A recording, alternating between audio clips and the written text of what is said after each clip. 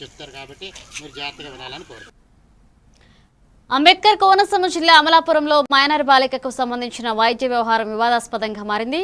Private ఆసుపత్రిలో తల్లిదండ్రులకు తెలియకుండా వైద్య ప్రక్రియకు ప్రయత్నించారనే ఆరోపణలతో ప్రజా దళిత సంఘాలు ఆందోళన చేపట్టాయి. ప్రభుత్వ వైద్యురాలు కూడా ఈ వ్యవహారంలో పాల్గొన్నారు అంటూ విమర్శలు వ్యక్తమవుతున్నాయి. బాధిత బాలిక తల్లిదండ్రులు జిల్లా అధికారులకు ఫిర్యాదు చేసినప్పటికీ ఇప్పటి వరకు చర్యలు లేవు అని ఆవేదన వ్యక్తం చేశారు. సంబంధిత వైద్యురాలిపై విచారణ జరిపి బాధ్యులపై కఠిన చర్యలు తీసుకోవాలని బీఎస్పీ నేతలు ప్రజా సంఘాలు డిమాండ్ చేస్తున్నారు. కేసుపై అధికారులు స్పందించాలని కోరుతున్నారు. మోహన్ బాబు డాక్టర్ బిఆర్ అంబేద్కర్ కోనసీమ జిల్లా అమలాపురం నియోజకవర్గ బీఎస్పీ ఇన్ఛార్జిని.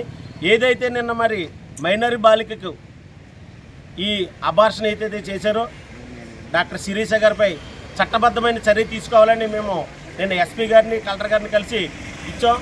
మరి ఒక్కరోజు ముందు గౌరవ కలెక్టర్ గారు మీటింగ్ పెట్టారు.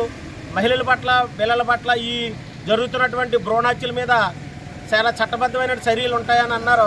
ఇంతలోనే మరి మైనర్ బాలికకి అబార్షన్ చేయడం 7వ నెలగా వచ్చేటటువంటి బాలికకి గర్భస్రావం చేసి వెంటనే ఇమీడియట్గా పేరెంట్స్కి అప్పచెప్పడానికి ప్రయత్నం చేసినటువంటి డాక్టర్పై చర్య తీసుకోవాలని చెప్తా ఉన్నాం. బాలికల పట్ల రక్షణ కల్పించడంలో చాలా విఫలం అవుతూ ఉన్నాయి.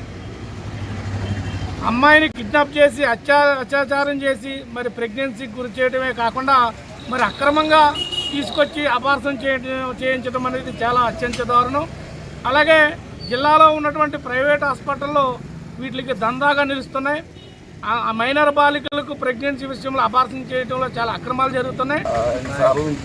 పోలీసు ఎస్ఐ గారు వచ్చారండి. వచ్చి వాళ్ళు మేడం గారితో మాట్లాడడం జరిగిందండి.